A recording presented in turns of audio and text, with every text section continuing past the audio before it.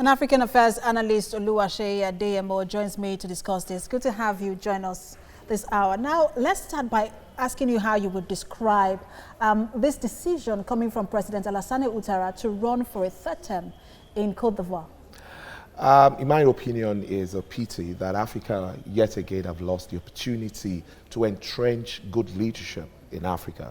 One would have thought, because of who Ouattara is, he will have helped us to sort of set the pace for good governance. And what I mean by that is, as an economics, it's done well. After the coup or maybe civil war that happened in 2020 and 2011, he was able to stabilize the economy of that country.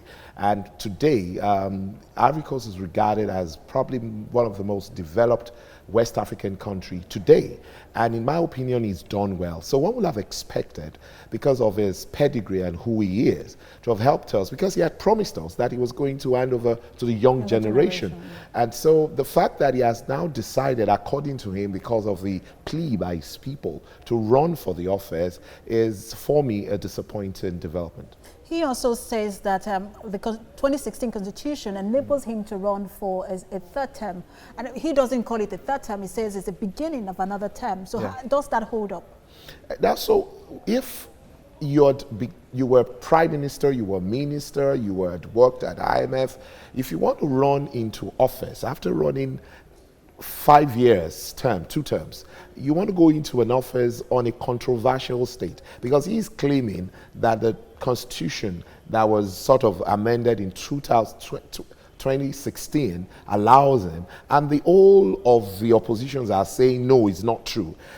I think it is a little worrisome that he would want to go into an office on a pedigree that is very questionable.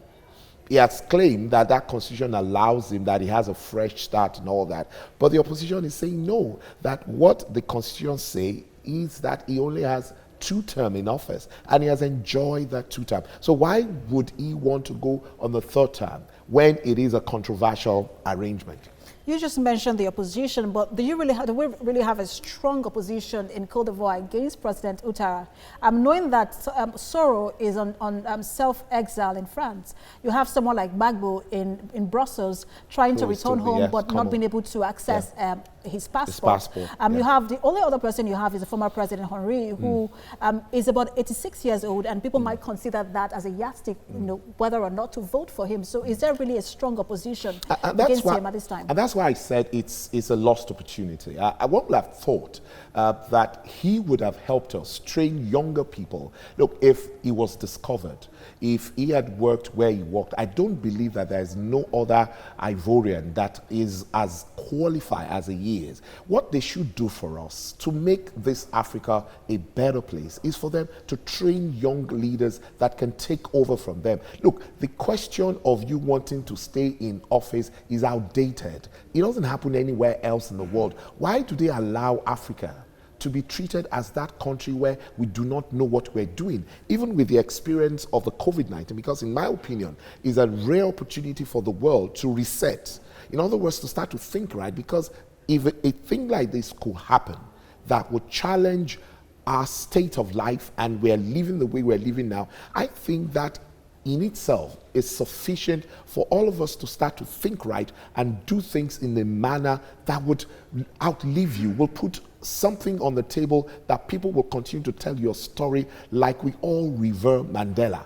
I'm surprised that an African like him, that has had the opportunity that he has had, would fail us by not preparing somebody, a protege that will have taken over from him, and he has to now be between Gbagbo and these very old people who had failed. Because he, for me, had done well economically. He has stabilized the economy. We were very afraid that with the civil war, it was going to be very difficult to have a very stable economy, and he was able to do that. So one would have thought that he is the kind of person that will have done us that favor by giving us somebody that will lead and do better than he has done, so that we can at least point to a country in West Africa. All right, so I was going to just quickly, because of a few minutes that we have, but just quickly, when you look at the sanctions coming from the EU, or the threat of a sanction coming from EU, UN and US, would that deter him? So, if we go historically, they've always parried such things. I mean, if we want to look at all the things they've always done, African leaders have surprised me beyond measure because they will stay there until they're disgraced or probably die or something. They never honorably leave the seat. And that's why some of us will continue to celebrate a Mandela forever. African Affairs analyst Oluwaseyi Adeyemo, thanks for talking to us. Thank you for having me.